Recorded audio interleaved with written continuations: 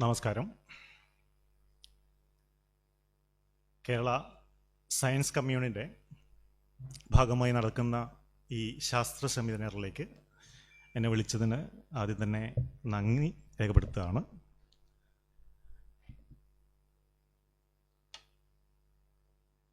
ഞാൻ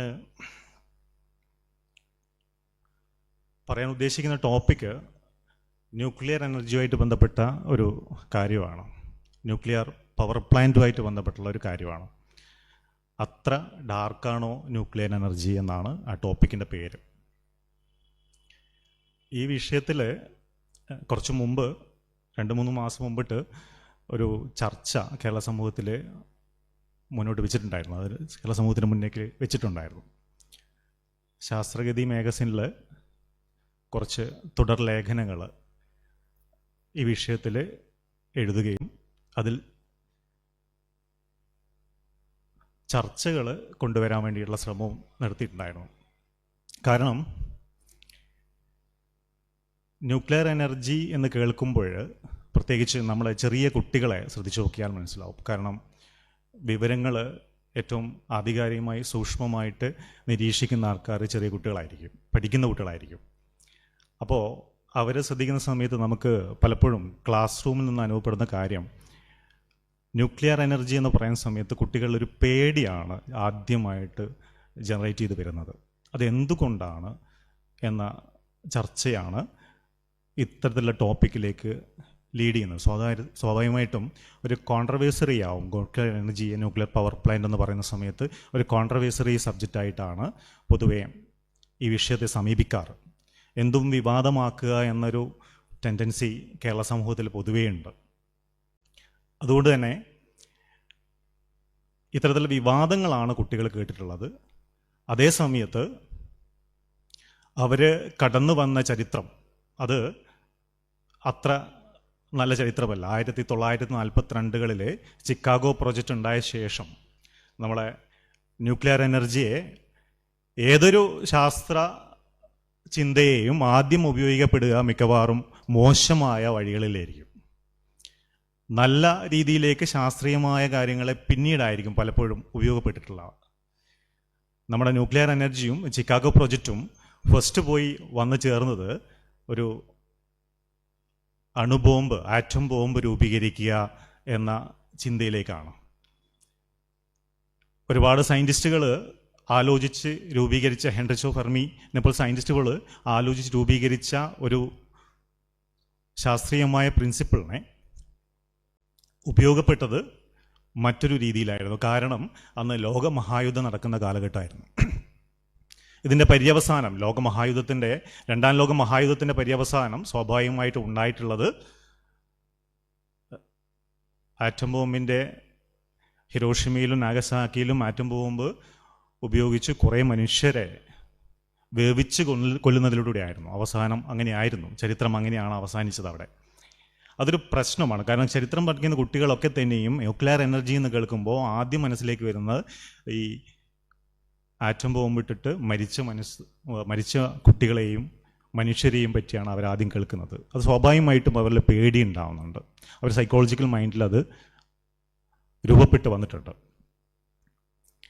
അത് വലിയ മാറ്റമാണ് അവരിൽ ഉണ്ടാക്കുന്നത്.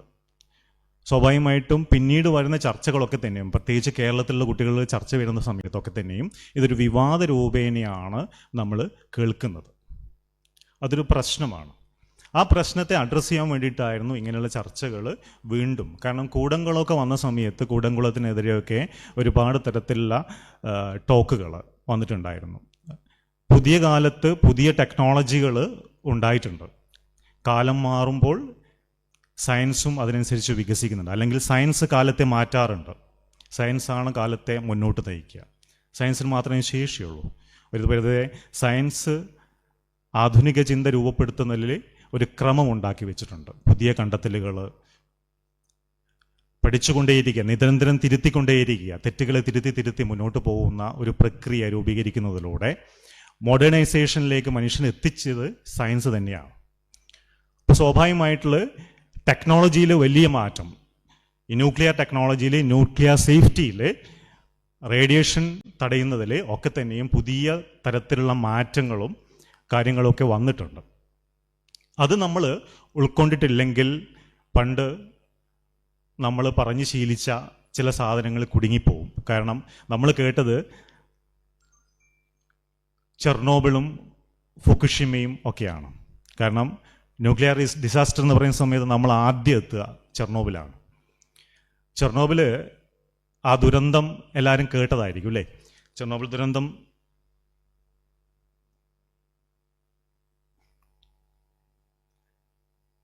ചെർണോബിൽ ദുരന്തം 1986 അതിനു മുമ്പ് 3 മൈൽ ഐലൻഡിൽ, USA ത്രീ മൈൽ ഐലൻഡിൽ ഒരു ചെറിയ 1979 ഉണ്ടായിട്ടുണ്ട്. പക്ഷേ അത് അത്ര നോട്ട് ചെയ്യുന്നൊരു കാര്യമായിരുന്നില്ല. കുറച്ച് അതിൽ നിന്ന് എത്രത്തോളം റേഡിയേഷൻ ഹസാർഡ്സ് ഉണ്ടായിട്ടുണ്ട് എന്നുള്ളത് നമുക്ക് നോട്ടബിൾ അല്ല, അത് കൗണ്ട് ചെയ്തിട്ടില്ല, ഡാറ്റ ഇല്ല, കുറവാണ്. പക്ഷേ ചെർണോബിൽ ദുരന്തത്തിൻ്റെ ഭാഗമായിട്ട് നമുക്ക് കിട്ടിയിട്ടുണ്ട് കൃത്യമായ ഡാറ്റ കയ്യിലുണ്ട്. കാരണം അത് വലിയ മാറ്റങ്ങൾ ലോകരാഷ്ട്രീയത്തിൽ ഉണ്ടാക്കിയിട്ടുണ്ട്. എല്ലാവരും USSRൻ്റെ കാര്യങ്ങളും ഉക്രൈനിലെ ചെർണോബിൽ ദുരന്തത്തെ പറ്റിയിട്ടും ഒരുപാട് ഡോക്യുമെൻ്ററികളും HBO ഒരു ഡോക്യുമെൻ്ററി തന്നെ ആ വിഷയത്തിൽ ഇറക്കിയിട്ടുണ്ടായിരുന്നു. സ്വാഭാവികമായിട്ട് ആ ഡോക്യുമെൻ്ററി കണ്ട ആൾക്കാരായിരിക്കും. അപ്പോൾ ആ ഡാറ്റാസ് എടുത്തുകൊണ്ടാണ് HBO ആ സാധനം ഇറക്കിയിട്ടുണ്ടായിരുന്നത്. അവിടെയൊക്കെ തന്നെയും ഒരു ഭയമാണ് അവസാനം ബാക്കി വെക്കുന്നത്. ന്യൂക്ലിയർ എനർജിക്കെതിരെയുള്ള ഭയവും ന്യൂക്ലിയർ പവർ പ്ലാന്റിനെതിരെയുള്ള ഭയവുമാണ് അവിടെ ബാക്കിയാക്കുന്നത്. നിങ്ങൾക്ക് അവിടെയുള്ള ഡാറ്റ എടുത്ത് നോക്കുന്ന സമയത്ത് ചെർണോബിൽ ദുരന്തത്തിൻ്റെ ഭാഗമായിട്ട് എത്ര പേര് മരിച്ചിട്ടുണ്ട് എന്ന് നമ്മൾ ചിന്തിക്കുമ്പോൾ ചിലപ്പോൾ ലക്ഷക്കണക്കിന് നോക്കിയായിരിക്കും നമ്മളെ മനസ്സിൽ വരിക. പക്ഷേ സഡനായിട്ടുള്ള എക്സ്പോഷറിൻ്റെ ഭാഗമായിട്ട് മരിച്ചത് 3 മനുഷ്യരാണ്. പിന്നീട് അതിൻ്റെ റേഡിയേഷൻ കാരണം മരിക്കപ്പെട്ടത് 28 മനുഷ്യരാണ്. മൊത്തം എത്രയായി? 31 മനുഷ്യരാണ് സഡനായിട്ട് എക്സ്പോഷറിൻ്റെ ഭാഗമായിട്ടും പിന്നീട് വന്ന റേഡിയേഷൻ്റെ കാരണമായിട്ടും മരിച്ചത്. പക്ഷേ നിങ്ങൾക്കറിയാം, റേഡിയോ ആക്റ്റീവ് എലമെൻറ്റുകൾ കാലങ്ങളോളം നിലനിന്ന് നിൽക്കും. അതിൻ്റെ സ്രോതസ്സ് അവിടെ തന്നെ നിലനിൽക്കും. റേഡിയേഷൻ അപ്പോഴും ഉണ്ടാവും. കുറേ മനുഷ്യർ അത് കാരണം പലതരത്തിൽ ക്യാൻസറസ് ആയ രോഗങ്ങളും മറ്റ് ശാരീരിക പ്രശ്നങ്ങളൊക്കെ ഉണ്ടായിട്ട് പിന്നീട് മരിച്ചിട്ടുണ്ട്. അത് സത്യം തന്നെയാണ്. പലപ്പോഴായിട്ട് 75 വർഷത്തെ ചരിത്രം ബാക്കിയുള്ള വർഷത്തെ ചരിത്രം നോക്കുന്ന സമയത്ത് അത്രയും ആൾക്കാർ, ഒരു 2000-ഓളം ആൾക്കാർ പല കാരണങ്ങളാൽ മരിച്ചിട്ടുണ്ട്. അത് സത്യം തന്നെയാണ്. പക്ഷേ സഡൻ ആയിട്ടുള്ള ഇമ്പാക്റ്റ് കാരണം മരിച്ചത് അത്രയാണ്. പക്ഷേ പിന്നീട് ചെർണോബിൾ ഒരു മൈൽ സ്റ്റോൺ ആണ്. കാരണം എങ്ങനെയാണ് ന്യൂക്ലിയർ പവർ പ്ലാന്റ് ഫെയിലിയർ ആവുക എന്നുള്ളത് അവിടുന്ന് പഠിക്കപ്പെട്ടു. അത് ഭയങ്കര കാര്യമാണ്. സയൻസിന് ഒരു എക്സാമ്പിൾ കിട്ടുക എന്നുള്ളത് ഭയങ്കര കാര്യമാണ് പഠിക്കാൻ കൃത്യമായിട്ട്. അതിൻ്റെ ഡ്രോബാക്സ് എങ്ങനെയൊക്കെയാണ് ഉണ്ടായിട്ടുള്ളതെന്ന് പറ്റിയിട്ട് കൃത്യമായിട്ടൊരു പഠനം നടക്കപ്പെട്ടു. കാരണം സഡനായിട്ട് റിയാക്ടർ ക്ലോസ് ചെയ്യുന്നു എന്നൊരു ഹ്യൂമൻ എററാണ് അവിടെ വന്നത്. സ്വാഭാവികമായിട്ട് കൂളൻ്റ് ഉണ്ടല്ലോ, നമ്മളെ റിയാക്ടർ കോറ് തണുപ്പിക്കാൻ ഉപയോഗിക്കുന്ന കൂളൻ്റ്. ആ കൂളൻ്റ് എന്തായി? സഡനായിട്ട് ബ്രേക്ക് ചെയ്തു, നിർത്തി വെച്ചു. കാരണം റിയാക്ടർ ഓഫാക്കാൻ പോവുകയാണെന്ന ധാരണ വന്നു. സ്വാഭാവികമായിട്ട് ഈ കൺട്രോൾ റോഡ്സ് ഉണ്ട്, കാഡ്മിയം കൺട്രോൾ റോഡ്സൊക്കെ സാധാരണ ന്യൂക്ലിയർ റിയാക്ടർ ഉപയോഗിക്കും. ഈ നമ്മുടെ ന്യൂട്രോൺസിനെ, അധികം വരുന്ന ന്യൂട്രോൺസിനെയൊക്കെ അബ്സോർബ് ചെയ്തെടുക്കാൻ വേണ്ടിയിട്ട് കൺട്രോൾ റോഡ് ഉപയോഗിക്കും. ഈ കൺട്രോൾ റോഡ് എടുത്ത് മാറ്റി. അപ്പോൾ സ്വാഭാവികമായിട്ട് ആൾക്കാർ മനസ്സിലായി ഇത് സംഭവം പാളിയെന്ന്. വീണ്ടും പെട്ടെന്ന് അങ്ങ് കൂൾ ചെയ്യാൻ ശ്രമിച്ചു. സ്വാഭാവികമായിട്ട് അത് ബാഷ്പീകരിച്ചു. കാരണം ഹൈ ടെമ്പറേച്ചറാണ് അതിനുള്ളിൽ. ബാഷ്പീകരിച്ചു പോയി, ഉള്ളിൽ പ്രഷർ കൂടി, സംഭവം പൊട്ടി. അത് ശരിക്കും ഒരു ഹ്യൂമൻ എററാണ്, അതവിടെ ടെക്നിക്കൽ എററല്ല. നമുക്ക് ചെയ്യാൻ പറ്റും എന്താ? ഇതിനെ കുറച്ചുകൂടി ഹ്യൂമൻ എററിനെ തിരുത്താനുള്ള ടെക്നോളജി കൊണ്ടുവരിക എന്നുള്ളതാണ്. അത് ഫുക്കുഷിമയിലുണ്ടായിരുന്നു. അതുകൊണ്ടാണ് സുനാമി വന്നു, എർത്ത്ക്വേക്കിൻ്റെ ഭാഗമായി സുനാമി വന്നു. ജപ്പാൻ്റെ തീരത്ത് ഫുക്കുഷിമയിൽ വന്ന് ഇടിച്ച സമയത്ത് ഒറ്റ മനുഷ്യനും എക്സ്പോഷറിൻ്റെ ഭാഗമായിട്ട് അവിടെ മരിച്ചിട്ടില്ല, ഒറ്റ മനുഷ്യനും മരിച്ചിട്ടില്ല. അതാണ്. പക്ഷെ റേഡിയേഷൻ തോത് വളരെയധികം കുറക്കാൻ വേണ്ടി കഴിഞ്ഞു എന്നുള്ളതാണ്. അതായത് റേഡിയേഷൻ പുറത്തേക്ക് സ്പ്രെഡാവുന്നത് തടയാനുള്ള ഷീൽഡിങ് മെക്കാനിസം കുറച്ചുകൂടി സയൻറ്റിഫിക്കലി സ്ട്രോങ് ആക്കി നമ്മൾ ഫുക്കുഷിമയിൽ വെച്ചിട്ടുണ്ടായിരുന്നു. കാരണം ചെർണോബിൽ ദുരന്തം നമ്മുടെ മുമ്പിലുള്ള വലിയൊരു ദുരന്തമാണ്. ഈ 2 ദുരന്തം മാത്രമേ എണ്ണപ്പെട്ട ദുരന്തം നമ്മുടെ ലോകത്തുണ്ടായിട്ടുള്ളൂ. പക്ഷെ എന്തുകൊണ്ടാണ് നമ്മൾ ന്യൂക്ലിയർ പവർ പ്ലാന്റ് വേണ്ട എന്ന് വാദിക്കുന്ന ഒരു വലിയ മനുഷ്യ സമൂഹം രൂപപ്പെട്ടു വന്നത്. അത് നമ്മളെ രാജ്യം, ഏതൊരു രാജ്യവും അതിന് വികസിക്കണമെന്ന് എനർജി ആവശ്യമാണ്. എനർജി ഇല്ലാതെ ഒരു രാജ്യത്തിന് മുന്നോട്ട് പോകാൻ പറ്റില്ല. പ്രത്യേകിച്ച് ആർട്ടിഫിഷ്യൽ ഇൻ്റലിജൻസിൻ്റെ കാലഘട്ടത്തിൽ അതിൻ്റെ ഡാറ്റാ സെൻറ്റേഴ്സൊക്കെ നിലനിൽക്കണമെങ്കിൽ അത്യന്തം എനർജി ആവശ്യമാണ്. ഈ എനർജി നമ്മൾ എവിടുന്ന് ഉണ്ടാക്കും എന്നൊരു പ്രശ്നമുണ്ട്. ഈ എനർജി കിട്ടണമെങ്കിൽ നമുക്ക് സോഴ്സ് വേണം, പവർ സോഴ്സസ് വേണം. നമുക്ക് പവർ സോഴ്സസ് എവിടുന്ന് ഉണ്ടാക്കാൻ പറ്റും? അതിനുവേണ്ടി എനർജി എവിടെ ഉണ്ടാക്കാൻ പറ്റും? ആ സാധനം നമുക്കൊന്ന് ചെക്ക് ചെയ്യേണ്ടതുണ്ട്. ഡാറ്റ വെച്ചിട്ട് മാത്രമേ ചെക്ക് ചെയ്യാൻ പറ്റുള്ളൂ. നമുക്കറിയാം, ഈ ആറ്റം ബോംബിൻ്റെയും അതേപോലെ തന്നെ നമ്മുടെ ന്യൂക്ലിയർ പവർ പ്ലാന്റിൻ്റെയും ടെക്നോളജിയും ഫിസിക്സും രണ്ടും രണ്ടാണ്. എന്ന കാര്യം നമുക്കറിയാം. ഒന്ന്, ആറ്റം ബോംബിൻ്റെ കേസിൽ അൺകൺട്രോൾഡ് ആയിട്ടുള്ള ചെയിൻ റിയാക്ഷനാണ് അവിടെ ഉള്ളത്. മറ്റതിൽ കൺട്രോൾഡ് ആയിട്ടുള്ള ചെയിൻ റിയാക്ഷനാണ്. കൺട്രോൾ ചെയ്യാനുള്ള മെക്കാനിസം നമ്മുടെ കയ്യിലുണ്ട്. കൂളൻ്റ് ഉണ്ട്, മോഡറേറ്റർ ഉണ്ട്, അതുപോലെ തന്നെ കൺട്രോൾ റോഡുകളുണ്ട്. ഇതിനൊക്കെ ഷീൽഡിങ് മെക്കാനിസം കാര്യങ്ങളൊക്കെ ഉണ്ട്. ഇതൊക്കെ വെച്ചുകൊണ്ട് നമ്മൾ കൺട്രോൾ ചെയ്യാറുണ്ട്. അപ്പോൾ രണ്ടിൻ്റെ മെക്കാനിസം ഡിഫറൻ്റ് ആണെന്ന് ആദ്യം നമുക്കറിയാം. അതിൻ്റെ വർക്കിംഗ് പ്രിൻസിപ്പിളൊക്കെ +2 ലെവൽ തന്നെ അല്ലെങ്കിൽ ഹൈസ്കൂൾ ലെവൽ തന്നെ ഏകദേശം കുട്ടികളിലൊക്കെ പഠിപ്പിച്ച് വരുന്നുണ്ട്. ഇതിൻ്റെ മെക്കാനിസം അറിഞ്ഞിട്ടും നമ്മൾ ആ പേടി നിലനിർത്തുന്നുണ്ട്. അപ്പോൾ നമുക്ക് കുറച്ച് ഡാറ്റയിലൂടെ പോയാൽ മാത്രമേ ശരിക്കും എന്താ റിയാലിറ്റി നമുക്ക് ബോധ്യപ്പെടുള്ളൂ. ആ ഡാറ്റ ഞാൻ ഈ പവർ പോയിൻ്റ് ആയിട്ട്, അതുകൊണ്ടാണ് ഞാൻ പവർ പോയിൻ്റ് നിർബന്ധമെന്ന് പറഞ്ഞത്. കാരണം ഡാറ്റയ്ക്കൊരു പ്രശ്നം ഉണ്ടാവും. സ്വാഭാവികമായിട്ട് ഇൻ്റർനാഷണൽ ഡാറ്റകളാണ്. ഇന്ത്യയിൽ നിന്നുള്ള ഡാറ്റകൾ സ്വാഭാവികമായിട്ട് കുറവാണ്. ഇൻ്റർനാഷണൽ ആയിട്ടുള്ള ഫ്രാൻസിൽ നിന്നാണ് ഏറ്റവും കൂടുതൽ ന്യൂക്ലിയർ റിയാക്ടറുകൾ. USA ഏറ്റവും കൂടുതൽ 98 റിയാക്ടേഴ്സ് ഉണ്ട്. ഫ്രാൻസാണ് ഏറ്റവും കൂടുതൽ എനർജി കോൺട്രിബ്യൂട്ട് ചെയ്യുന്നത്. 56ഓളം ന്യൂക്ലിയർ റിയാക്ടേഴ്സ് ഉണ്ട്. പിന്നെ ചൈനയാണ്. പിന്നീടൊക്കെയാണ് ഇന്ത്യ വരുന്നുള്ളൂ. ഏകദേശം 19 ആക്റ്റീവ് റിയാക്ടേഴ്സ് മാത്രമേ ഇന്ത്യക്കുള്ളൂ. അപ്പോൾ ഇതിൽ നിന്നുള്ള ഡാറ്റാസ് എടുത്തുകൊണ്ട് മാത്രമേ ഈ കാര്യത്തെ നമുക്ക് സമീപിക്കാൻ വേണ്ടി കഴിയുള്ളൂ. അപ്പോൾ ഒരു റിയാലിറ്റി ചെക്ക് നടത്തുന്ന സമയത്ത് നമുക്ക് ഇലക്ട്രിസിറ്റി പ്രൊഡ്യൂസ് ചെയ്യുന്ന സമയത്ത്, അതായത് ഒരു ടെട്രാവാട്ട് ഇലക്ട്രിസിറ്റി പ്രൊഡ്യൂസ് ചെയ്യുന്ന സമയത്ത് എത്ര മനുഷ്യർ അവിടെ മരിക്കപ്പെടുന്നുണ്ട് എന്ന കാൽക്കുലേഷൻ നിലവിലുള്ള എനർജി സോഴ്സുകളൊക്കെ വെച്ചിട്ട് കമ്പയർ ചെയ്ത് നോക്കാം. നമുക്കറിയാം, കൽക്കരി, അല്ലേ, ഓയില്, പെട്രോളിയം, അതുപോലെ തന്നെ മറ്റ് സോഴ്സുകളുണ്ട്.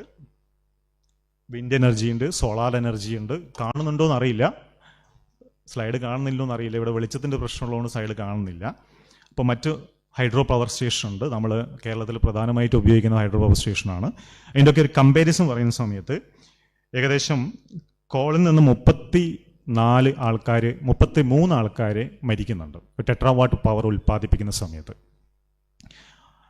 അതിനകത്ത് ന്യൂക്ലിയർ പവർ പ്ലാന്റ് ഉപയോഗിച്ചുകൊണ്ട് ആ കണക്കനുസരിച്ച് 0.03 മനുഷ്യരാണ് മരിക്കുന്നുള്ളൂ എന്നതാണ്.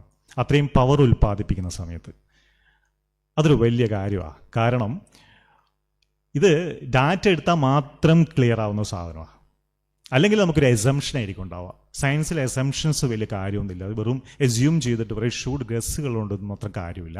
ഫാക്റ്റുകളും ഡാറ്റാസ് മുന്നോട്ട് പോകുന്ന സമയത്ത് മാത്രമേ അത് സയൻറ്റിഫിക് ആവുള്ളൂ. എങ്കിൽ മാത്രമേ മനുഷ്യനത് മുന്നോട്ട് കൊണ്ടുപോകണോ ഇല്ലയോ എന്ന് തീരുമാനിക്കാൻ പറ്റുള്ളൂ. വേറൊരു കാര്യം, ഒരു യുറാനിയം പെല്ലറ്റ് എടുക്കുകയാണ്. ഒരു 1 ഇഞ്ച് വലുപ്പമുള്ള ഒരു യുറാനിയം പെല്ലറ്റ് എടുത്തിട്ട് അതിന് സമാനമാണ് ഇത് natural gas. 17,000 cubic feet natural ഗ്യാസിന് തുല്യമാണോ ഒരു ചെറിയ 1 ഇഞ്ച് യുറേനിയം കോർ? 120 ഗാലൻ ഓയിലിന് തുല്യമാണോ അത് കൽക്കരിയായിട്ട് കമ്പയർ ചെയ്യുന്ന സമയത്ത് 1 ടൺ കൽക്കരി ആയിട്ട് കമ്പയർ ചെയ്യുന്ന സമയത്ത് മാത്രമേ അത് അത്രയും പവർ ഉൽപ്പാദിപ്പിക്കാൻ പറ്റുള്ളൂ.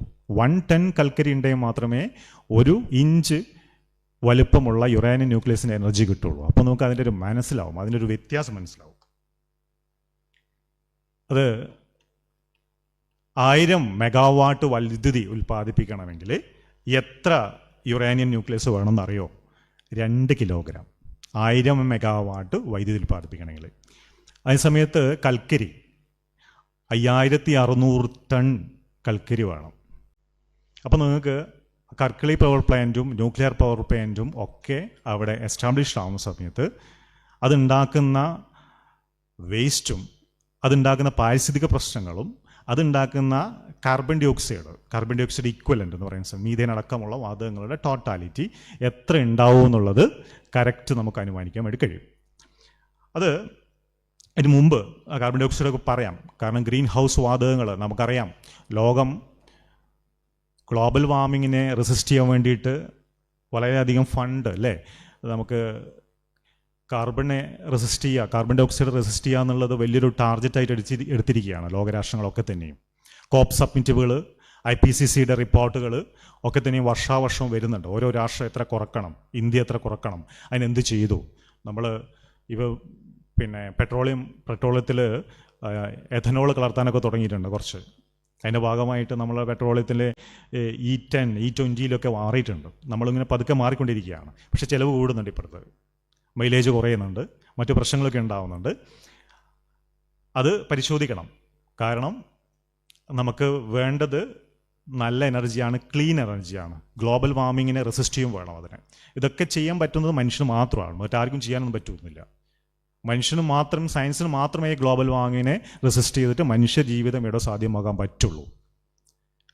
അത് മനുഷ്യന് മാത്രം പറ്റുന്ന കാര്യമാണ്. മറ്റൊരു സഹായവും എവിടുന്നും നമ്മൾ പ്രതീക്ഷിക്കുന്നുണ്ട്. ചന്ദ്രൻ നിന്ന് കുറച്ച് ആൾ വന്നിട്ട്, അല്ലെങ്കിൽ ചൊവ്വയിൽ നിന്ന് കുറച്ച് പേര് വന്നിട്ട്, അല്ലെങ്കിൽ കുറച്ച് ഏലിയൻസ് വന്നിട്ട് ഇവിടെ അങ്ങ് റെഡിയാക്കി കളയാം എന്നൊന്നും നമ്മൾ പ്രതീക്ഷിക്കേണ്ട. നമ്മൾ പഠിച്ചുണ്ടാക്കുന്ന സയൻസിന് മാത്രമേ നമ്മളെ രക്ഷിക്കാൻ വേണ്ടി കഴിയുള്ളൂ. അപ്പോൾ സ്വാഭാവികമായിട്ട് റേഡിയേഷൻ എക്സ്പോഷർ നമുക്കൊന്ന് പരിശോധിക്കാം. മില്ലിസിവാട്ടിലാണ് റേഡിയേഷൻ എക്സ്പോഷർ, നമ്മൾ മനുഷ്യനിലേക്കുന്ന റേഡിയേഷൻ എക്സ്പോഷർ മനസ്സിലാക്കുക. അപ്പോൾ ഇതിൻ്റെ ഒരു കമ്പാരിസൺ ആണ് ഇവിടെ ഡാറ്റ വെച്ചിട്ട് ശരിയാക്കി വെച്ചിട്ടുണ്ട്. അതിനകത്ത് ലെസ് ദാൻ 0.01 മില്ലിസിവാട്ടാണ് ന്യൂക്ലിയർ പവർ പ്ലാന്റ് അടുത്ത് നിൽക്കുന്ന ഒരു മനുഷ്യനുണ്ടാവുക. അതിലെ ലിമിറ്റ് IAEA ഫിക്സ് ചെയ്തിരിക്കുന്ന 1 മില്ലിസിവാട്ടാണ്.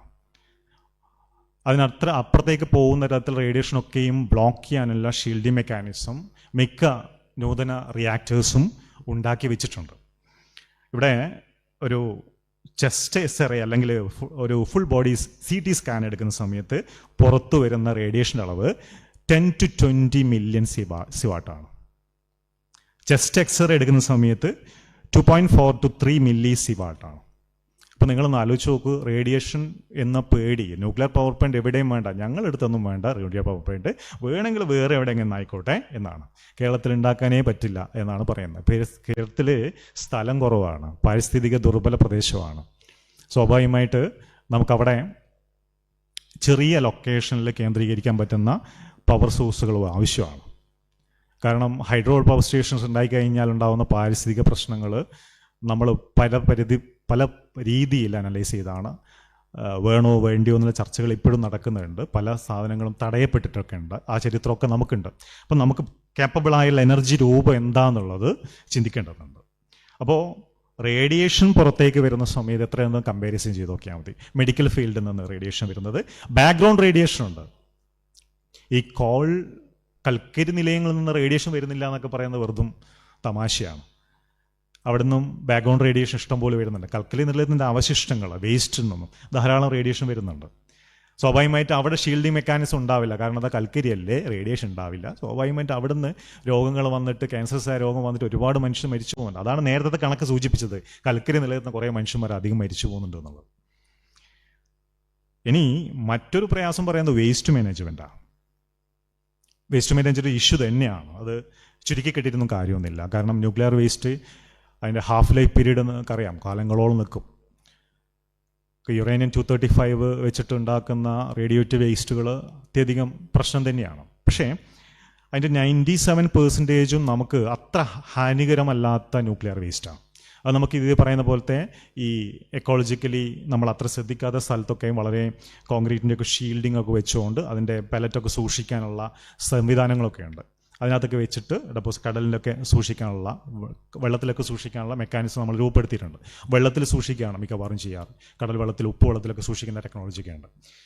പക്ഷേ 3% കുറച്ച് പ്രശ്നക്കാരാണ്.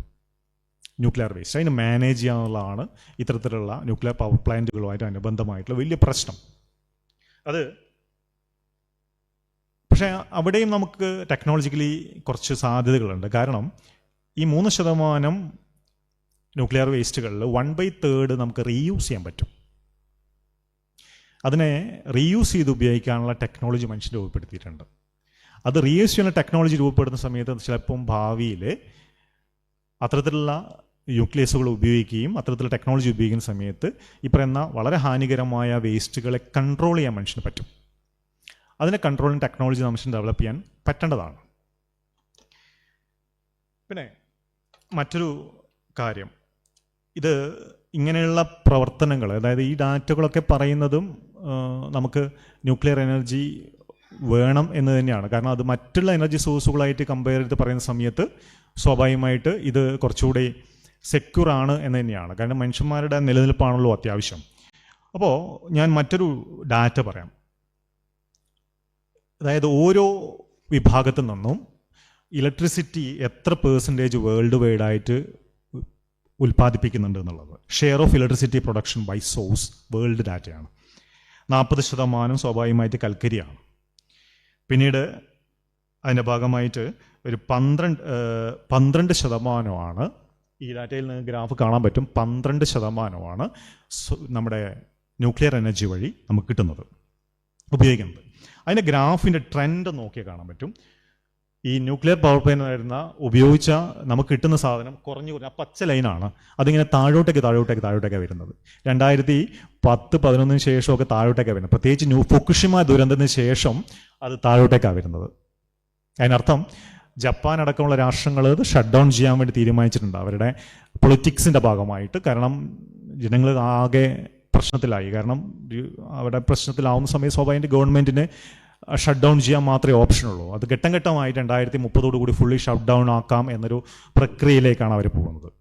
അപ്പോൾ അതിൻ്റെ ഭാഗമായിട്ട് മുന്നോട്ട് പോകുന്ന സമയത്ത് പല രാജ്യങ്ങളും ആ ട്രെൻഡ് വന്നിട്ടുണ്ട്. ഫ്രാൻസിലടക്കമുള്ള അത്തരത്തിലുള്ള പ്രക്ഷോഭങ്ങൾ മുന്നോട്ട് വരുന്നുണ്ട്. US വരുന്നുണ്ട്, ഇന്ത്യയിൽ ധാരാളമായി നടക്കുന്നുണ്ട്.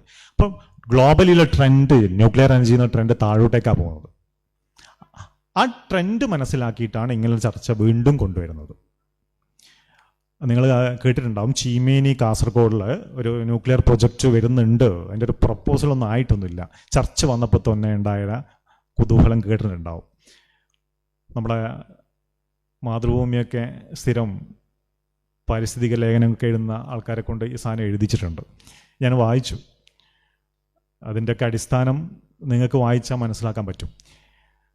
പിന്നെ KSEBിക്കൊക്കെ ധാരാളം സ്മോൾ മോഡുലാർ റിയാക്ടേഴ്സ് ഉണ്ട്. ഈ പുതിയ ടെക്നോളജി എന്താണെന്ന് ചോദിച്ചു കഴിഞ്ഞാൽ സ്മോൾ മോഡുലാർ റിയാക്ടേഴ്സാണ്. വേണമെങ്കിൽ മൈക്രോ മോഡുലാർ റിയാക്ടേഴ്സ് ഉണ്ട്, അതും വേണം ഉപയോഗിക്കാം. അതൊക്കെ നമ്മൾ ഇപ്പം ഒരു വലിയ വണ്ടിയിൽ ഇപ്പോൾ ജനറേറ്ററൊക്കെ വരാറുണ്ട്, ശ്രദ്ധിച്ചിട്ടുണ്ടോ? നമ്മുടെ നാട്ടിൽ ഇപ്പം പരിപാടി ഉണ്ടാകുമ്പോൾ ജനറേറ്റർ വലിയ വണ്ടിയിൽ വരാറുണ്ട്. ആ രൂപത്തിൽ വലിയൊരു ടാങ്ക് ഒരു ലോറിയിൽ ഒരു കണ്ടെയ്നറിൽ വരാൻ പറ്റുന്ന രൂപത്തിലുള്ള മൈക്രോ മോഡുലാർ റിയാക്ടേഴ്സ് ഉണ്ടാക്കിയിട്ടുണ്ട്. അതിനെ പറ്റിയിട്ട് ഞാൻ അത് പറഞ്ഞിട്ടുണ്ട്. അപ്പോൾ മറ്റു ചില ഡാറ്റാസും കൂടെ സൂചിപ്പിക്കുകയാണ്. Per capita electricity generation by source 2024 റിപ്പോർട്ടാണ്. അതായത് ഓരോ സ്വീഡനും കാനഡയും യുണൈറ്റഡ് സ്റ്റേറ്റ്സും ഇന്ത്യയും ഒക്കെയും എത്ര % ഈ പറയുന്ന ന്യൂക്ലിയർ എനർജിയിൽ നിന്ന് അവർക്ക് വേണ്ട, സ്വന്തം രാജ്യത്തിന് വേണ്ട പവർ ഉൽപ്പാദിപ്പിക്കുന്നുള്ളത്. അതും ഇന്ത്യ വളരെ പുറകിലാണുള്ളത്. ഈ ഡാറ്റ അനുസരിച്ച് മനസ്സിലാവും. ഏറ്റവും കൂടുതൽ ഫ്രാൻസാണ് അവർക്ക് വേണ്ടത്. കാരണം അവർ കുറച്ച് 56 റിയാക്ടറേ ഉള്ളെങ്കിലും ഫുള്ളി എഫിഷ്യൻ്റ് ആയിട്ടാണ് ഉപയോഗിക്കുന്നത്. ഫുൾ ലോഡ് കപ്പാസിറ്റിയിലാണ് ഉപയോഗിക്കുന്നത്.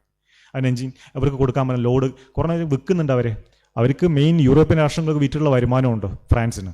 പക്ഷേ US-ന് 96 റിയാക്ടർ ഉണ്ടെങ്കിലും ഈ ഫ്രാൻസിൻ്റെ അത്ര എനർജി പെർ ക്യാപിറ്റ കുറവാണ്. കാരണം അവർ പ്രൊഡക്ഷൻ കുറച്ചിട്ടുണ്ട്. വേണ്ട രൂപത്തിൽ വേണ്ട സമയത്ത് മാത്രം ഉൽപ്പാദിപ്പിക്കുകയും കൊടുക്കുകയും ചെയ്യുന്ന ഒരു പ്രത്യേക മെക്കാനിസമാണ് അവരുടേത്. ഫ്രാൻസാണ് ഏറ്റവും കൂടുതൽ. ചൈന പുതിയ ലോഞ്ചുകൾ മുന്നോട്ട് പോയിക്കൊണ്ടിരിക്കുക. കാരണം അവർ ലോകത്തുള്ള പുതിയ ടെക്നോളജികളിലുള്ള മാറ്റങ്ങൾ, മനുഷ്യ സമൂഹത്തിലെ മാറ്റങ്ങൾ ആദ്യം മനസ്സിലാക്കുകയും അതിനനുസരിച്ച് ടെക്നോളജി വികസിപ്പിക്കുകയും ചെയ്യുന്ന ഒരു കൂട്ടം മനുഷ്യരാണ്. സ്വാഭാവികമായിട്ട് ചൈന പുതിയ മോഡുലാർ റിയാക്ടറിനെ പറ്റിയിലേക്കുള്ള പുതിയ സാധനങ്ങളിലേക്ക് പോയും അവർ മുന്നോട്ടേക്ക് കുറേ പ്രപ്പോസലുകൾ നമുക്ക് കിട്ടിയ ഡാറ്റ അനുസരിച്ച്, അതിൽ നിന്ന് കിട്ടുന്ന ഡാറ്റയ്ക്ക് വളരെ കുറച്ച് ഡാറ്റയെ കിട്ടുള്ളൂ. കാരണം നമ്മുടെ നെറ്റ്വർക്കിങ്ങിൽ അത് വരില്ലല്ലോ. അവർക്ക് സ്വന്തമായ നെറ്റ്വർക്ക് സാധനങ്ങളും സ്വന്തമായ മീഡിയ സാധനങ്ങളൊക്കെ ഉള്ളതുകൊണ്ട് അത് നമുക്ക് കിട്ടില്ല. അപ്പോൾ അവർ ചൈന ഡെയിലിയിലൊക്കെ വരുന്ന റിപ്പോർട്ട് അനുസരിച്ചിട്ട് കുറച്ച് അധികം പ്രൊജക്റ്റുകൾ, സൗദി അറേബ്യയൊക്കെ പുതിയ പ്രൊജക്റ്റുകളൊക്കെ ആലോചിക്കുന്നുണ്ട്. 30കളും 40കളൊക്കെ അവസാനിപ്പിക്കുന്ന പുതിയ പ്രൊജക്റ്റുകളൊക്കെയും ആ ഇൻ്റർനാഷണൽ പൊളിറ്റിക്സിൻ്റെ ഭാഗമായിട്ട് അവരും രൂപീകരിക്കുന്നുണ്ട്. ഇന്ത്യയാണ് അതിനകത്ത് ഏറ്റവും കൂടുതൽ ന്യൂക്ലിയർ എനർജി ഏറ്റവും കുറച്ച് ഉപയോഗിക്കുന്ന രാജ്യങ്ങളിലൊന്ന്. ഈ 19 റിയാക്ടർ വെച്ചുകൊണ്ട് നമുക്ക് എത്ര എണ്ണം ഉണ്ടാക്കാൻ പറ്റും, എത്ര ഊർജ്ജം ഉൽപ്പാദിപ്പിക്കാൻ പറ്റും എന്നുള്ളത് നമ്മൾ ആലോചിക്കേണ്ട കാര്യമാണ്. പിന്നെ ഇവിടെ 449 ആക്റ്റീവ് റിയാക്ടേഴ്സാണ് ലോകത്തിലുള്ളത്. അതിനകത്ത് ഞാൻ നേരത്തെ പറഞ്ഞ ഡാറ്റ വെച്ചിട്ട് ഒരു കാര്യം ഞാൻ ഇന്നത്തെ വരച്ചു വെച്ചിട്ടുണ്ട്. അതായത് യുണൈറ്റഡ് സ്റ്റേറ്റ്സിലാണ് ഏറ്റവും കൂടുതൽ റിയാക്ടേഴ്സിൽ, ഫ്രാൻസ്, പിന്നെ ചൈന, ജപ്പാൻ, റഷ്യ, അങ്ങനെ റഷ്യ കഴിഞ്ഞ് കൊറിയ കഴിഞ്ഞു, ഇന്ത്യ. അങ്ങനെയാണ്. നമ്മളെ രാജ്യത്തുള്ള പോപ്പുലേഷൻ എത്രയാണെന്ന് നമുക്കറിയാം, നമ്മൾ ആ രാജ്യത്തിൻ്റെ ആവശ്യം എത്രയാണെന്നറിയാം. കാരണം നമ്മുടെ ബീഹാറിൻ്റെ അത്ര ജനങ്ങൾ മെക്സിക്കോയിലുള്ളൂ. മെക്സിക്കോൻ്റെ രാജ്യത്തിന് വലിപ്പം അറിയാം. അവിടെ ബീഹാറിലെ ബീഹാറിലെ ഇലക്ഷൻ്റെ ഡാറ്റ എടുത്ത് പരിശോധിക്കുന്ന സമയത്താണ് അവിടെയുള്ള ജനങ്ങൾ അത്രയേ ഉള്ളൂ മെക്സിക്കോയിൽ. അപ്പോൾ ഇന്ത്യയിലുള്ള ജനങ്ങളുടെ ആവശ്യങ്ങൾ നിറവേറ്റുക എന്നുള്ളത്, എനർജി ആവശ്യം നിറവേറ്റാതെ ഒരു രാജ്യത്തിനും പുരോഗതിയിലേക്ക് പോകാൻ പറ്റില്ല. നമ്മളറിയാതെ ഒരു മൊബൈൽ ഫോൺ ഉപയോഗിക്കുന്ന സമയത്ത് നമ്മൾ എത്ര എനർജി ഉപയോഗിക്കുന്നുണ്ട്. നമുക്ക് എനർജി ഇല്ലാതെ ഒരു സ്റ്റെപ്പിന് മുന്നോട്ട് പോകാൻ പറ്റില്ല. എന്ത് വികസിപ്പിക്കണമെങ്കിലും, ഞാനിവിടെ സംസാരിക്കണമെങ്കിൽ എനിക്ക് എനർജി ഇല്ലാതെ സംസാരിക്കാൻ പറ്റില്ല. Even projector, mobile phone, camera സെറ്റപ്പുകൾ, ലൈറ്റിംഗ് അറേഞ്ച്മെൻറ്റ്, ഓഡിയോ, ഈ സാധനങ്ങളൊക്കെയും വർക്ക് ചെയ്യണ എനർജി ആവശ്യമാണ്. ഇത് കൂടുകയുള്ളൂ. ഡാറ്റകളുടെ പെരുപ്പം കൂടുകയാണ്. ഇത് സ്റ്റോർ ചെയ്യപ്പെടണം. സ്റ്റോർ ചെയ്യണമെങ്കിൽ ഡാറ്റാ സെൻറ്റേഴ്സ് വേണം. അത് വർക്ക് ചെയ്യണമെങ്കിൽ എനർജി പ്രൊഡക്ഷൻ യൂണിറ്റുകൾ വേണം. അത് എവിടുന്ന് കൊണ്ടുവരും എന്നതാണ്. പരിസ്ഥിതിയെ കൂടെ, ഈ ക്ലൈമറ്റ് ചേഞ്ചിനെ കൂടെ, ഗ്ലോബൽ വാർമിങ്ങിനെ കൂടെ കൺസിഡർ ചെയ്തുകൊണ്ട്, IPCC റിപ്പോർട്ടുകൾ കൺസിഡർ ചെയ്തുകൊണ്ട് ഇതെങ്ങനെ മാനേജ് ചെയ്യും എന്നുള്ളതാണ് പൊളിറ്റിക്സ് ആലോചിക്കേണ്ടത്. അപ്പോൾ സ്വാഭാവികമായിട്ട് ഞാൻ നേരത്തെ പറഞ്ഞ കാര്യത്തിലേക്ക് തിരിച്ചു വരികയാണ്. അതായത് കാർബൺ ഡൈ ഓക്സൈഡ് ഇക്വലൻറ്റ്, നമുക്കറിയാം കാർബൺ ഡൈ ഓക്സൈഡ് മാത്രമല്ല ഇമ്പാക്റ്റ് കൂടുതലുള്ള മീഥൈലും നൈട്രസ് ഓക്സൈഡും ഒക്കെ ഉണ്ട്. അപ്പോൾ അതിൻ്റെയൊക്കെ ടോട്ടൽ കാൽക്കുലേഷനാണ് കാർബൺ ഡൈ ഓക്സൈഡ് ഇക്വലൻറ്റ്. അത് എത്രത്തോളം ഉണ്ട് എന്നുള്ളതാണ് ഞാൻ ഈ ഡാറ്റയിൽ രേഖപ്പെടുത്തിയത്. ഈ കോളിൽ നിന്ന് ഏറ്റവും കൂടുതൽ, അതായത് ഒരു കിലോ കോള് കത്തിക്കുന്ന സമയത്ത് 800 ഗ്രാമോളം കാർബൺ ഡൈ ഓക്സൈഡ് ഇക്വലൻറ്റ് രൂപപ്പെടുന്നുണ്ട്. അതേസമയത്ത് സോളാറിൽ നിന്ന് ഒരു 5 ടൺ, ഏകദേശം 1 ജിഗാവാട്ട് വൈദ്യുതി ഉൽപ്പാദിപ്പിക്കാൻ വേണ്ടിയിട്ട് 5 ടൺ ന്യൂക്ലിയർ മെറ്റീരിയൽസ് മാത്രമേ, യുറേനിയം മെറ്റീരിയൽസ് മാത്രമേ നമുക്ക് ആവശ്യമുള്ളൂ. അതേസമയത്ത് കോളിൽ എത്ര ടൺ വേണമെന്ന് പറഞ്ഞു കഴിഞ്ഞാൽ 820 ടൺ ആവശ്യമാണ്. അത്രയും ആവശ്യമാണ്. അപ്പോൾ അതിൻ്റെ ഒരു കമ്പാരിസണും കൂടെ ഞാനിവിടെ ഡാറ്റ ഇവിടെ കൊടുത്തിട്ടുണ്ട്. ഡാറ്റ പരിശോധിക്കേണ്ട വേണം. ഞാനിവിടെ എല്ലാ ഡാറ്റയും വായിക്കുക എന്നുള്ള പ്രായോഗികമല്ല. കാരണം ഈ സാധനം, ഞാൻ പറയുന്ന സാധനം എനിക്ക് വലിയ പ്രാധാന്യമൊന്നുമില്ല. ഞാനിവിടെ കൺവേ ചെയ്യുന്നേ ഉള്ളൂ. ഈ സാധനത്തെ ഐഡിയ കൺവേ ചെയ്യുന്നുള്ളൂ. ഡാറ്റകളാണ് സംസാരിക്കുന്നത്. അതുകൊണ്ട് ഈ ഗ്രാഫുകൾക്ക് വലിയ പ്രാധാന്യമുണ്ട്. ഒരു കിലോഗ്രാം കോളിൽ നിന്ന് എത്ര കാർബൺ ഡൈ ഓക്സൈഡ് ഇക്വലൻ്റ് ഉണ്ടാവുന്നു, അതേസമയത്ത് യുറേനിയത്തിൽ നിന്ന് 1 യൂണിറ്റ് വൈദ്യുതി ഉൽപ്പാദിക്കുമ്പോൾ എത്ര കാർബൺ ഡൈ ഓക്സൈഡ് ഉണ്ടാകുന്നുണ്ട്. ഇതിൻ്റെ കമ്പാരിസൺ പറയുമ്പോൾ ഈ നമ്മുടെ ന്യൂക്ലിയർ എനർജിയിൽ നിന്ന് വളരെ കുറച്ച് മാത്രമേ എന്ത് വരുന്നുള്ളൂ, കാർബൺ ഡൈ ഓക്സൈഡ് ഇക്വലൻ്റ് പുറത്തേക്ക് വരുന്നുള്ളൂ. അതുകൊണ്ട് തന്നെ നമുക്ക് ക്ലീൻ എനർജി എന്ന് തന്നെ പറയാൻ പറ്റും. Clean energy, carbon dioxide പുറത്ത് വരുന്നില്ല, അത് ക്ലീൻ എനർജി എന്ന് തന്നെയാണ് പറയുക. പൊതുവേ ശാസ്ത്രജ്ഞരൊക്കെ ആ ടേം ഉപയോഗിച്ചുകൊണ്ടാണ് റെപ്രസെൻ്റ് ചെയ്യുക. ഈ ക്ലീൻ എനർജിയാണ് നമ്മൾ മാറ്റി നിർത്തുന്നത്. ഇനി നെക്സ്റ്റ് ജനറേഷൻ, ഇതിന് ബദൽ എന്താണെന്നുള്ള ചോദ്യം സ്വാഭാവികമായിട്ട് എല്ലാവരിലും വരും. ആ ബദലുകൾ വന്നു കഴിഞ്ഞിട്ടുണ്ട്. അതിനെ പറ്റിയിട്ട് ശാസ്ത്രഗതി മാഗസിനിൽ ഈ പറയുന്ന മോഡുലാർ റിയാക്ടറെ പറ്റിയിട്ടൊക്കെയും വളരെ ഡീറ്റെയിൽഡ് ആയിട്ടുള്ള ലേഖനങ്ങൾ എഴുതപ്പെട്ടിട്ടുണ്ട് മലയാളത്തിൽ തന്നെ. അത് നിങ്ങൾക്ക് ഓൺലൈനായി സെർച്ച് ചെയ്ത് കഴിഞ്ഞാൽ കൊറിയയിലുള്ള മോഡുലാർ റിയാക്ടറിനെ പറ്റിയിട്ടുള്ള സ്ട്രക്ചേർഡായ ഡീറ്റെയിൽസും ഒക്കെ കാണാൻ വേണ്ടി കഴിയും. ഈ safety, gravity shielding, gravity method വഴിയും കൺവെക്ഷൻ മെത്തേഡ് വഴിയും ഒക്കെയും അതിൻ്റെ സേഫ്റ്റി നമുക്ക് ഉറപ്പ്. കൂളൻ്റാണ് മെയിൻ സാധാരണ. കാരണം ഇത് ഏതെങ്കിലും തരത്തിൽ ബ്രേക്കായി കഴിഞ്ഞാൽ, സിസ്റ്റം ബ്രേക്കായി കഴിഞ്ഞാൽ അതിനെ കൂൾ ചെയ്യുക എന്നുള്ളതാണ് ഓട്ടോമേറ്റ് ചെയ്യേണ്ടത്. അതിന് പാസീവായിട്ടുള്ള മെക്കാനിസംസ് ഇന്ന് ഡെവലപ്പ് ചെയ്ത് കഴിഞ്ഞു. ചെർണോബിൽ ദുരന്തത്തിന് കാരണമായിട്ടുള്ളത് മനുഷ്യൻ തന്നെ കൂൾ ചെയ്യേണ്ട ആവശ്യം വന്നിട്ടുണ്ടായിരുന്നു. അതുകൊണ്ട് ആ സമയത്തിൻ്റെ ഒരു പ്രശ്നം അവിടെ ഉണ്ടായിരുന്നു. പക്ഷേ ഇത് ഇവിടെ മനുഷ്യൻ്റെ ഇൻ്റർവെൻഷൻ ഇല്ലാതെ തന്നെ പാസീവായിട്ട് ഗ്രാവിറ്റി മെത്തേഡും കൺവെൻഷൻ മെത്തേഡും ഒക്കെ വെച്ചുകൊണ്ട് ഇതിനെ തണുപ്പിക്കാനുള്ള സേഫ്റ്റി മെത്തേഡുകൾ നമ്മൾ രൂപീകരിച്ചിട്ടുണ്ട്. പിന്നെ ഇതിൻ്റെ ഒരു മോഡുലാർ എന്ന് പറയുന്ന സമയത്ത് ഒരു സ്ഥലത്ത് ഉണ്ടാക്കിയിട്ട് ആ മോഡുലാർ സാധനം വേറെ സ്വന്തമായിട്ട് ഫിറ്റ് ചെയ്യാൻ പറ്റും. അതിനകത്ത് ഉപയോഗിക്കാൻ പറ്റുന്ന എനർജി പിന്നെ കോർ എന്ന് പറഞ്ഞു കഴിഞ്ഞാൽ, ന്യൂക്ലിയർ കോർ എന്ന് പറഞ്ഞു കഴിഞ്ഞാൽ വളരെ ചെറിയ സാധനമാണ്. വലിയ 300 മെഗാവാട്ടാണ് സാധാരണ ഒരു മോഡുലാർ റിയാക്ടറുണ്ട്. സാധാരണ റിയാക്ടർ എന്നൊക്കെ പറയുന്ന സമയത്ത് 900 മെഗാവാട്ട് മുതൽ 1000-1200 മെഗാവാട്ട് വരെയുള്ള ന്യൂക്ലിയർ റിയാക്ടേഴ്സാണ് സാധാരണ ഉപയോഗിക്കുന്നത്. പക്ഷേ മോഡുലാർ റിയാക്ടർ എന്ന് പറയുന്ന സമയത്ത് 300 മെഗാവാട്ടാണ് അതിൻ്റെ ഒരു കപ്പാസിറ്റി. മൈക്രോ റിയാക്ടേഴ്സ് ഉണ്ട്, മൈക്രോ മോഡുലാർ റിയാക്ടേഴ്സ്, അത് 20 മെഗാവാട്ടൊക്കെയാണ് അതിൻ്റെ ഒരു പവർ. അപ്പോൾ സ്വാഭാവികമായിട്ടും അത്രയും കുറച്ച് എനർജി മാത്രമേ ആവശ്യമുള്ളൂ, കുറച്ച് കാലത്തേക്ക് മാത്രമേ ഉള്ളൂ. അതെവിടെയെങ്കിലും ഉണ്ടാക്കിയിട്ട് നമുക്ക് വേണം മോഡുൽ ചെയ്ത് ഇവിടുത്തെ കൊണ്ടുവന്ന് ഫിക്സ് ചെയ്യാം. ആവശ്യം കഴിഞ്ഞാൽ തിരിച്ച് കൊണ്ടുപോവുകയും ചെയ്യാം. ആ രൂപത്തിലുള്ള ടെക്നോളജി വന്നു കഴിഞ്ഞു. അത് അത്തരത്തിലുള്ള എഗ്രിമെൻറ്റിലേക്കാണ് ഗൂഗിളും അതുപോലെ തന്നെ മൈക്രോസോഫ്റ്റും മെറ്റയും ഒക്കെയും പോയിട്ടുള്ളത്. ആൽഫബറ്റ് കമ്പനിയും ഒക്കെ പോയിട്ടുള്ളത് അത്തരത്തിലുള്ള എഗ്രിമെൻറ്റിലേക്ക് പോയി കഴിഞ്ഞു. അവർ കഴിഞ്ഞ വർഷത്തെ റിപ്പോർട്ടുകൾ നോക്കുന്ന സമയത്ത് അവരുടെ AI ജനറേറ്റഡ് ഡാറ്റാ സെൻറ്റേഴ്സിൻ്റെ നിലനിൽപ്പിന് വേണ്ടിയിട്ട് പഴയ ന്യൂക്ലിയർ പവർ പ്ലാന്റ് കമ്പനികളുമായിട്ട് മോഡുലാർ റിയാക്ടർ ഉണ്ടാക്കുന്ന കമ്പനിയുമായിട്ട് എഗ്രിമെൻ്റ് ഉണ്ടാക്കിയിട്ടുണ്ട്.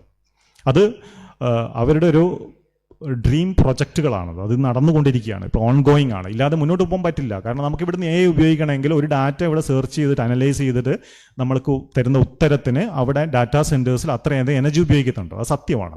അപ്പോൾ സ്വാഭാവികമായിട്ട് ന്യൂക്ലിയർ റിയാക്ടർ ഇല്ലാതെ അവർക്ക് മുന്നോട്ട് പോകാൻ പറ്റില്ല. അതിനുകൊണ്ട് പോളിസി മേക്കേഴ്സ്, അവിടുത്തെയും പോളിസി മേക്കേഴ്സ് US-ലെയും ചൈനയിലൊക്കെയുള്ള പോളിസി മേക്കേഴ്സ് എന്ത് ചെയ്തിട്ടുണ്ട്, കറസ്പോണ്ടിങ് ആയ ചേഞ്ചിങ് അവിടെ ഉണ്ടാക്കിയിട്ടുണ്ട്. അത് അവിടുത്തെ പൊളിറ്റിക്സിൻ്റെ ഗുണമാണ്. മോഡുലാർ റിയാക്ടറിൻ്റെ ഇൻറ്റേർണൽ സ്ട്രക്ചറാണ്. ഇത് കൊറിയയിലുള്ള അറ്റോമിക് എനർജി റിസർച്ച് ഇൻസ്റ്റിറ്റ്യൂട്ടിൻ്റെ മോഡുലാർ റിയാക്ടറിൻ്റെ ഒരു സ്ട്രക്ചറാണ് ഇവിടെ ഉള്ളത്. അത് നോക്കിക്കഴിഞ്ഞാൽ മനസ്സിലാവും. വളരെ സിമ്പിളായിട്ടുള്ളൊരു സ്ട്രക്ചറാണ് അവിടെ രൂപപ്പെടുത്തിയിട്ടുള്ളത്. അത് എവിടെയും ട്രാൻസ്പോർട്ട് ചെയ്യാൻ പറ്റുന്ന രൂപത്തിൽ 300 മെഗാവാട്ട് വരെ ഉൽപ്പാദിപ്പിക്കാൻ പറ്റുന്ന ടെക്നോളജിയാണുള്ളത്. ഞാനതിന് ശേഷം ഈ 3 തമ്മിലുള്ള കമ്പാരിസൺ നടത്തിയിട്ടുണ്ട്. ഈ മൈക്രോ റിയാക്ടറും മോഡുലാർ റിയാക്ടറും അതേപോലെ തന്നെ സാധാരണ ഉപയോഗിക്കുന്ന നമ്മുടെ റിയാക്ടറും തമ്മിലൊരു കമ്പാരിസൺ ഞാൻ അവിടെ വരച്ചു വെച്ചിട്ടുണ്ട്. 20 മെഗാവാട്ട് വരെ, 1 മെഗാവാട്ട് മുതൽ ഉൽപ്പാദിപ്പിക്കാൻ പറ്റും, 20 മെഗാവാട്ട് വരെ മൈക്രോ റിയാക്ടേഴ്സ് ഉപയോഗിച്ച്, മൈക്രോ മോഡുലാർ റിയാക്ടേഴ്സ് വെച്ചുകൊണ്ട്. അതിൻ്റെ കമ്പാരിസണും കൂടെ ഞാൻ ഇവിടെ വെച്ചിട്ടുണ്ട്. ഇത് ന്യൂക്ലിയർ ഫിഷൻ്റെ കാര്യമാണ് ഞാൻ പറയുന്നത്. Nuclear fission technology, controlled chain റിയാക്ഷൻ്റെ കാര്യമാണ് ഞാനിവർ പറഞ്ഞത്. സ്വാഭാവികമായിട്ട് അത് മാത്രമല്ല ന്യൂക്ലിയർ റിയാക്ഷൻ എന്ന് നിങ്ങൾക്കറിയാം. ന്യൂക്ലിയർ ഫ്യൂഷൻ ടെക്നോളജി നമുക്ക് ഡെവലപ്പ് ചെയ്യേണ്ടതുണ്ട്. ITRൻ്റെ ഭാഗം ടോക്കോമാക് ഇന്ത്യയും അലയൻഡ് ആയിട്ടുള്ള ഒരു ITR പ്രോജക്റ്റ് നടന്നുകൊണ്ടിരിക്കുകയാണ്, പൈലറ്റ് റണ്ണിങ്ങിലാണ്. അപ്പോൾ സ്വാഭാവികമായിട്ട് ഭാവിയുടെ എനർജി ന്യൂക്ലിയർ ഫ്യൂഷൻ എനർജി തന്നെയാണ്. ചിലപ്പോൾ 5-10 വർഷത്തിന് ശേഷം നമ്മൾ ഇവിടെ ഉപയോഗിക്കുന്ന എനർജി ന്യൂക്ലിയർ ഫ്യൂഷൻ ടെക്നോളജി വഴി ഉണ്ടാക്കിയ എനർജി ആയിരിക്കും. അതിൻ്റെ ഓൺഗോയിങ് റിസർച്ചുകളൊക്കെ അവസാന ഘട്ടത്തിലേക്ക് പോയിക്കൊണ്ടിരിക്കുകയാണ്. അപ്പോൾ ഫ്യൂഷൻ എന്താണെന്ന് നിങ്ങൾക്ക് അറിയാം. ചെറിയ ന്യൂക്ലിയസുകൾ കൂടിച്ചേർന്ന് വലിയ ന്യൂക്ലിയസ് ഉണ്ടാവുന്ന സിസ്റ്റം. അവിടെ ഹൈ ടെമ്പറേച്ചർ ആവശ്യമാണ്. അതുകൊണ്ട് തന്നെ പ്ലാസ്മ സിറ്റുവേഷനിൽ മാത്രമേ അത് പോസിബിൾ ആവുള്ളൂ. ആ പ്ലാസ്മ കൺഫൈൻമെൻറ്റിൽ മാത്രമേ അത് ആ റിയാക്ഷൻ പോസിബിൾ ആവുള്ളൂ. അതുകൊണ്ട് തന്നെ ടെക്നോളജിക്കലി അത്ര അഡ്വാൻസ്മെൻറ്റ് വേണ്ട സാധനമാണ്. ഫിഷനെ പോലെയല്ല. ഫിഷൻ വലിയ ന്യൂക്ലിയസുകൾ സ്പ്ലിറ്റ് ചെയ്തുകൊണ്ട് ചെറിയ ന്യൂക്ലിയസ് ആവുകയും അതിൻ്റെ കൂടെ ന്യൂട്രോൺസും എനർജി ഉൽപ്പാദിപ്പിക്കും. ഈ കൈനറ്റിക് എനർജിയാണ്, ഈ ബൈ പ്രൊഡക്ട്സിൻ്റെ കൈനറ്റിക് എനർജി നമ്മൾ ന്യൂക്ലിയർ റിയാക്ടറിൽ നിന്ന് എടുത്ത് ജനറേറ്റർ ഉപയോഗിച്ച് കറക്കി വൈദ്യുതിയാക്കി മാറ്റുകയാണ് ചെയ്യുന്നത് ന്യൂക്ലിയർ ഫിഷൻ റിയാക്ടറിൽ. ഫ്യൂഷൻ റിയാക്ടറിൽ നേരെ തിരിച്ചാണ്, അതിൻ്റെ പ്രിൻസിപ്പിൾ നേരെ തിരിച്ചാണ്. ഞാൻ നേരത്തെ പറഞ്ഞ ഗൂഗിളിൻ്റെയും മൈക്രോസോഫ്റ്റിൻ്റെയും ഒക്കെയും പുതിയ പ്രൊജക്റ്റുകളെ പറ്റിയിട്ടാണ് ഈ സ്ലൈഡിൽ ഞാൻ രേഖപ്പെടുത്തി വെച്ചിട്ടുള്ളത്. അത് വലിയ മാറ്റങ്ങളാണ് AI ടെക്നോളജി ഉണ്ടാക്കാൻ പോകുന്നത്. സ്വാഭാവികമായിട്ട് ഇപ്പുറത്ത് ക്വാണ്ടം കമ്പ്യൂട്ടിങ്ങിൻ്റെ വലിയ റവല്യൂഷൻ നടന്നുകൊണ്ടിരിക്കുകയാണ്. വലിയ രൂപത്തിലുള്ള മാറ്റങ്ങൾ ലോകത്ത് ഉണ്ടായിക്കൊണ്ടിരിക്കുകയാണ്. അപ്പോൾ സ്വാഭാവികമായിട്ട് AI ടെക്നോളജിയിൽ ക്വാണ്ടം കമ്പ്യൂട്ടിംഗ് വലിയ മാറ്റം ഉണ്ടാക്കും. അപ്പോൾ ഡാറ്റ സ്റ്റോറേജും അനാലിസിസിനും കൂടുതൽ എനർജി ആവശ്യം വരും. അതും കൂടെ മുന്നിൽ കണ്ടുകൊണ്ട് മാത്രമേ നമുക്ക് ലോകത്തെ മുന്നോട്ട് വേണ്ടി നയിക്കാൻ പറ്റൂ. നമ്മളെ കേരളത്തിൽ മോഡുലാർ റിയാക്ടർ സ്ഥാപിക്കാനുള്ള സാധനങ്ങളെ പറ്റി ചർച്ചകളൊക്കെ നടക്കുന്നില്ല എന്നൊന്നല്ല, നടക്കുന്നൊക്കെ ഉണ്ട്. പക്ഷേ അത് കോൺട്രവേഴ്സറി ആക്കാതെ നോക്കേണ്ടത് നമ്മുടെ ഉത്തരവാദിത്വമാണ്. കോൺട്രവേഴ്സറി ആയി കഴിഞ്ഞാൽ പൊളിറ്റിക്സിന് അതിന് പിന്മാറേണ്ടി വരും. സ്വാഭാവികമായിട്ട് പൊളിറ്റിക്കൽ ഡിസിഷനാണ് ആത്യന്തികമായിട്ട് രാഷ്ട്രത്തിൻ്റെ മുന്നോട്ട് പോകുക. സയൻസിന് ഉപയോഗിക്കേണ്ട പൊളിറ്റിക്സാണ്. പൊളിറ്റിക്സ് ഇല്ലാതെ സയൻസിന് മുന്നോട്ട് പോകാൻ പറ്റില്ല. ഫണ്ടിങ്ങും ഇംപ്ലിമെൻറ്റേഷനും ഒക്കെയും സയൻസിന് പൊളിറ്റിക്സിൻ്റെ ആവശ്യമുണ്ട്. അപ്പോൾ കോൺട്രവേഴ്സി ആൾക്കാർ സയൻറ്റിഫിക്കായ ഔട്ട്ലുക്കിൽ മാത്രം കാര്യങ്ങളെ വിലയിരുത്തുന്ന സമയത്ത് മാത്രമേ സമൂഹത്തിന് ശാസ്ത്രീയമായ രൂപത്തിൽ മുന്നോട്ട് പോകാൻ വേണ്ടി കഴിയുള്ളൂ. ഇത് ഇന്നോവേഷൻ ആൻഡ് സേഫ്റ്റി ടെക്നോളജി പറ്റി നേരത്തെ പറഞ്ഞ ഈ പാസീവായ മെക്കാനിസംസ് ഉണ്ട്. അതുപോലെ തന്നെ മോൾട്ടൺ സാൾട്ട് ഉപയോഗിച്ചുകൊണ്ട് ചെയ്യുന്ന ന്യൂക്ലിയർ റിയാക്ടേഴ്സ് ഉണ്ട്. മോൾട്ടൺ സാൾട്ട് ടെക്നോളജി മോഡുലാർ റിയാക്ടേഴ്സിലൊക്കെ മോൾട്ടൺ സാൾട്ട് വെച്ചുകൊണ്ടുള്ള ന്യൂക്ലിയർ ടെക്നോളജി ഉണ്ട്. അതൊക്കെ തന്നെയും കുറച്ചുകൂടി ഹൈലി സേഫ്റ്റി മുന്നോട്ട് തരുന്നുണ്ട്. നിങ്ങൾക്ക് ഈ സേഫ്റ്റിയെ പറ്റി ഇത്രയും വാചാലരാകുന്നുണ്ടെങ്കിൽ, അത്രയും കൂടി ചിന്തിക്കുന്നുണ്ടെങ്കിൽ നമ്മൾ ആലോചിക്കേണ്ട കാര്യം മനുഷ്യൻ്റെ ചരിത്രം തന്നെയാണ്. കാരണം മനുഷ്യൻ കാട്ടുതീയെ പേടിച്ചൊരു മനുഷ്യരാണ്. കാട്ടുതീയെ പേടിച്ചിട്ട് നാട് വിടുന്ന ഒരു സമൂഹമായിരുന്നു ആദിമ മനുഷ്യർ കാട്ടിലുള്ള. പക്ഷേ മനുഷ്യൻ എന്ത് ചെയ്തു? കാട്ടുതീയെ കൺട്രോൾ ചെയ്ത് ഉപയോഗിക്കാൻ പഠിച്ചു. കാട്ടുതീയെ കൺട്രോൾ ചെയ്യാനും തീയെ കൺട്രോൾ ചെയ്യാൻ പഠിച്ചു എന്നതാണ് മനുഷ്യൻ്റെ മുന്നോട്ട് പോക്കിന് വലിയ ഗുണം ചെയ്തത്. എന്തുകൊണ്ട് കൺട്രോൾഡ് ചെയിൻ റിയാക്ഷനെ ഇതേപോലെ നമുക്ക് മനസ്സിലായിക്കൂടാ? ചെയിൻ റിയാക്ഷൻ ഉണ്ട്, അതൊരു നാച്ചുറൽ പ്രോസസ്സാണ്. അതിനെ കൺട്രോൾ ചെയ്യാനുള്ള മെക്കാനിസം സയൻസ് മനുഷ്യൻ രൂപീകരിച്ചു കഴിഞ്ഞു. ഇതേ രൂപത്തിലേ മനുഷ്യന് മുന്നോട്ട് പോലും മനുഷ്യരാശിക്ക് മുന്നോട്ട് പോകണമെങ്കിൽ ടെക്നോളജി ഉപയോഗിച്ചുകൊണ്ട് സിസ്റ്റത്തെ കൺട്രോൾ ചെയ്തുകൊണ്ട് ക്ലൈമറ്റിനെ കൺട്രോൾ ചെയ്തുകൊണ്ട് ഗ്ലോബൽ വാർമിനെ റെസിസ്റ്റ് ചെയ്തുകൊണ്ട് ഈ പറയുന്ന ക്ലീൻ എനർജി ഉപയോഗിച്ചുകൊണ്ട് മാത്രമേ നമുക്ക് മുന്നോട്ട് പോകാൻ പറ്റുള്ളൂ എന്ന കാര്യം നമ്മൾ മറക്കാൻ പാടില്ല. അതിന് ഡെമോക്രാറ്റിക് ആയുള്ള സിസ്റ്റം നമുക്ക് ആവശ്യമാണ്. വെറുതെ അത് പോസിബിൾ അല്ല. കാരണം ഇപ്പോൾ ഒരു കോർപ്പറേറ്റ് കമ്പനി അതിൻ്റെ ലാഭം മാത്രം നോക്കിയിട്ടാണ് ഇത് നോക്കുന്നതെങ്കിൽ ചിലപ്പോൾ നമ്മൾ നാളെ ട്രാപ്പിലേക്ക് വിടും. കാരണം കോർപ്പറേറ്റുകൾക്ക് അവരുടെ ലാഭം മാത്രമേ കാണുള്ളൂ. കാരണം അവർക്ക് മുന്നോട്ട് പോകുന്ന ലാഭം വേണം, അതാണ് ആ സിസ്റ്റം. പക്ഷേ ഡെമോക്രാറ്റിക്കായ ഒരു സോഷ്യലിസ്റ്റ് സിസ്റ്റത്തിന് മാത്രമേ ഇതിനെ നിയന്ത്രിക്കാൻ വേണ്ടി കഴിയുള്ളൂ. അത്തരത്തിലുള്ള പൊളിറ്റിക്സിന് മാത്രമേ ഇത്തരത്തിലുള്ള ടെക്നോളജിയെ കൃത്യമായിട്ട് ഉപയോഗിക്കാൻ വേണ്ടി കഴിയുള്ളൂ. അത് നമ്മൾ മനസ്സിലാക്കി കഴിഞ്ഞാൽ ഒരു പരിധിവരെ നമുക്ക് പുതിയ എനർജി സോഴ്സുകൾ ഉപയോഗിക്കാനും നമ്മളെ കുട്ടികളിൽ ഉണ്ടാവുന്ന ഈ ന്യൂക്ലിയർ പേടിയെ, പ്രത്യേകിച്ച് റേഡിയേഷൻ പേടി ബഹുരസമാണ്. നമ്മൾ പണ്ട് മൊബൈൽ ഫോൺ ടവർ വരുന്നതിനെതിരെ സമരം ചെയ്ത മനുഷ്യന്മാരാണ് കേരളത്തിൽ. പോരാന്നിട്ട് ഈ തേനിയിൽ നമ്മുടെ കാലിക്കറ്റ് യൂണിവേഴ്സിറ്റി തന്നെ തേനിയിലൊരു India based neutrino observatory centre വരുന്നുണ്ടായിരുന്നു. അത് തുരങ്കം വെച്ചതും ഇത്തരത്തിലുള്ള വിവാദത്തിൻ്റെ ഭാഗമായിട്ടാണ്, റേഡിയേഷൻ പേടിയുടെ ഭാഗമായിട്ടാണ്. കേരളത്തിലെ വളരെ പ്രധാനപ്പെട്ട ആൾക്കാരെ തന്നെ ഈ റേഡിയേഷൻ പേടി കാരണം ഇവിടെ എന്തോ കേരളത്തിലെന്തോ മനുഷ്യന്മാരൊക്കെ ഈ ന്യൂട്രോൺസ് ശരീരത്തിലൂടെ നിരന്തരം കടന്നു പോകുന്നൊരു സാധനമാണ്. വെയിലത്തൂടെ പോയി കഴിഞ്ഞാൽ നിരന്തരം കോടാനുകോടി ന്യൂട്രോൺ ശരീരത്തിലൂടെ കടന്നു പോകുന്നുണ്ട്. ഒരു തരത്തിൽ നമ്മൾ എഫക്റ്റ് ചെയ്യാൻ പോകുന്നില്ല. പക്ഷെ അതവിടെ പഠിക്കാൻ വേണ്ടിയിട്ട് ഒരു ടണലൊക്കെ ഉണ്ടാക്കിയിട്ട് സെറ്റപ്പ് ഉണ്ടാക്കി അതിനുള്ളിൽ പഠിക്കാൻ വേണ്ടി ചെയ്യുന്ന സമയത്ത് തുരങ്കം ഉണ്ടാക്കുന്നു. അതിൻ്റെ ഉള്ളിൽ എന്തോ നടക്കുകയാണ്. ആ റേഡിയേഷൻ നാളെ നിങ്ങളെ കൊല്ലും എന്നൊക്കെ പേടിപ്പിച്ചിട്ട് കുറേ അതും മുടങ്ങിയിരിക്കുകയാണ്. കാരണം പൊളിറ്റിക്സ് അത് ഭയങ്കര ഇമ്പോർട്ടൻ്റ് ആണ്. അപ്പോൾ നമ്മൾ റേഡിയേഷൻ പേടിയിൽ ഒതുങ്ങിപ്പോയത് ശാസ്ത്രീയമായിട്ട് നമുക്കിതിനെ ഉപയോഗിക്കാൻ കഴിഞ്ഞാൽ വളരെ ഡെമോക്രാറ്റിക്കുമായ സിസ്റ്റത്തിന് ഇതിനെ കൺട്രോൾ ചെയ്യാൻ പറ്റിക്കഴിഞ്ഞാൽ നമുക്ക് നല്ലൊരു ഭാവിയാണ് വരാൻ പോകുന്നതെന്നുള്ള കാര്യം മാത്രം സൂചിപ്പിച്ചുകൊണ്ട് ഞാൻ നിർത്തുകയാണ്.